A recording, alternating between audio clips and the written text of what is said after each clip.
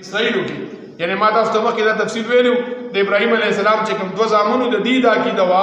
د بني اسرائیلو چې زمونږ چې کوم پلار نیکو اسحاق علیه السلام موږ دا اولاد کړو نو دا واقعي کې راځي خو بنو اسماعیلو کې ربو کې راغلی ځکه خو حدیث هرقل د بخاری کې حدیث هرقل لی چې کله هرقل چې کوم د روم بادشاہ هغه نبی علیه السلام خط ولېږه د دهیا کلمې په ذریعہ نو هغه چې خط ول استاد انجیل عالم او د حدیث ما دا استما کې څه پیری ویل نو هغه په خط کې اخیری کې هغه دهیا کلبی ته وی او ابو سفیان رضی الله تعالی عنہ هغه ټیم کې مسلمان نه دی د ته وی ځکه چې دی په شام کې تجارت دتلو نو دی وی مونږ راوستو نو دی وی مونږ ته وی چې ما تدابت وا لقد كنت انه سيخرج لقد كنت ايقن انه سيخرج زما یقین چې دی برادي دا پیغمبر دا کوم په تورات کې او په انجیل کې اړې فقینه کې ویل خدا می ګمانو چې پتا زموږ برادي دا کوم خو دا په من کې راځي نو دا يهوديان خو په مدینه کې آباد هم د دې پجو د مختلفو علاقو نه هجرتونه کړو چې موږ د پیغمبر اخیری چې کوم پیغمبر دا مرګري وي دی د پیغمبر مرګرتیا بار زمانہ کې خو خوله خو کار نه کو لکه د موسی عليه السلام مرګرتیا خو کوله خو دې صرف په دې وجه هغه مرګرتیا خو خوله چې دا پیغمبر سره گیر چاپیره نعمتونو د الله تعالی طرف د رحمتونو ډیری منو سلواګانی نور چې غیب ورته وی چې مخامخ علاقې د جهاد لړچه نو تنوی ذهبن توربک فقاتل انها هنا قائدون تو ستارب دلرشي بل تنا چډړې وای دی په خپل تنا نو دی د پیغمبر سره صرف مرګرتیا او خولا چې موږ به سره صرف یو ځای لکه څنګه چې سړی یو نواب صاحب سره صرف د دې وجې ګرځي چې را دی په روټو ګرځي او په توامونو وګرځي نو موږ سره توامونو روټه موټه خورو او چې بیا ودا غوي لکه پلان کیږي کې دماغ ازمکه پلان کو خلکو نیولې دا غینه با قبضه غشتل غواړي نو بیا دا غینه بیا خپل بس نو دا بني اسرائیل هم دا دی په مدینه منوره کې آباد دي د پراتو خو چې کله نبی علیہ السلام راغی نو د دې عقل خو دې چې هم کوئی کله په من کې راځي په بني اسرائیل کې راځي نو الله پاک وی چې وما یکفر بها الا الفاسقون دغه آیتونو نه خو انکار صرف نافرمانه کوي یعنی چې خو ته پته راځي دا ټیک دی خو اسی نافرمانی کوي او کلما عاهدوا عهدا الله پاک د بنی اسرائیل مبارک وی او کلما دا سم عمل د الله وی کلما عاهدوا عهدا هر کله چې دی ساحت کړي دی بنی اسرائیل کله یو جبا یو عهد یو لوز پیغمبر سره کړي دی نبذه فريق منهم نو یوړل بدی کې لګیدل دا عهد ورزول دي نبذه ورزول دي عهد فريق منهم بدی کې وړل دا د قران د انصاف د ډک کلام دی یعنی چې کله یو مسله په لګو خلقو کې پټولو کې نینو هغه غلطی ټول امت طرف ته ټول فریق طرف ته منسوبي لکه پکار خدا و چې عام ترجمه دا سي کړي و یا الفاظ دا سي چې کلم دی بنی اسرائیل عهد کړي دی غیر مات کړي او پای کې بعض خلک خداحت پاسداری کړي و عهد سر ته رسول وعده او جبه سر ته رسول نو الله وی فریق منهم یوی ډلې بدی کې عهد ورزول یعنی الله وی ذا بنی اسرائیل چتهم جبه سر ته نه رسول دی خبره ده الله اشاره کول غواړي نو الفاظ دا ویلي او دا سم عمل ده کلما عاهدوا عهدا هر کله چې دی بنی اسرائیل سره عهد کړي وي نبذه فريق منهم نو یوړل بدی کې لګیدل دا عهد شاته ورزول دي یعنی غیر پروا نه ساتل بل اکثرهم لا يؤمنون بلکې اکثر خو پدی کې د سره ایمان نه وروړي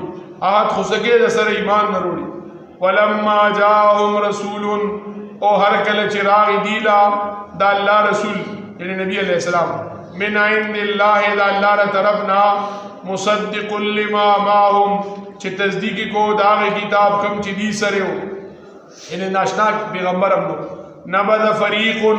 نو او ورزو یوی ډلې من الذين اوتوا الكتاب دا اهلی کتاب یوی ډلې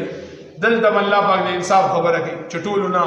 پدې اهلی کتابو کې یوی ډلې دا روانه ترجمه ما تاسو ته کړه لفظي بجاز شي نبذ او ورزو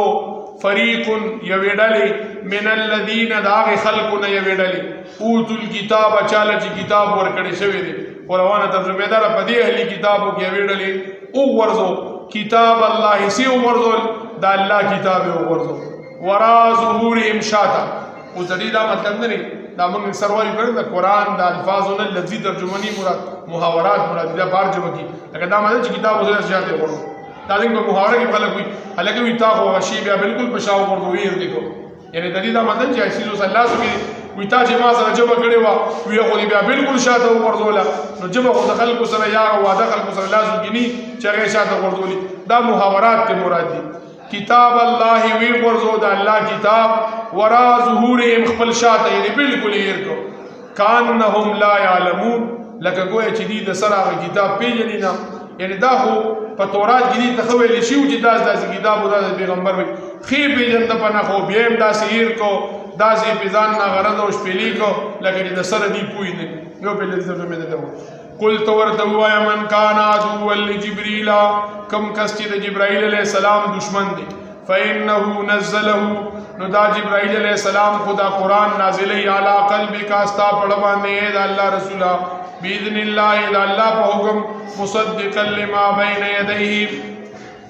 چې تصدیق کوي دغه کتاب د ځان نه د مخکنی کتاب وهدن او هدایت ته وبشرا او زیر للمؤمنین د مؤمنانو لپاره من کان عدوا لله کم کس چې د الله دشمن دی وملائکته او داغه د فرشتو دشمن دی ورسوله او داغه د رسولانو دشمن دی وجبريل او د جبرائیل علیہ السلام دشمن دی ومیکائیل او د میکائیل علیہ السلام دشمن دی فإن الله عدو للكافرین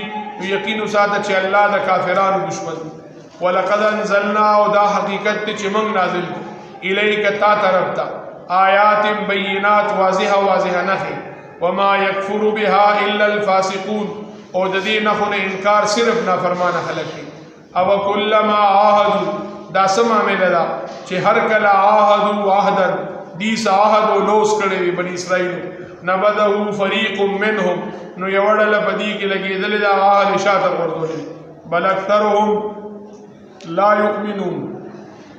بلکہ اکثر خو بدی کې د سره ایمان ضروري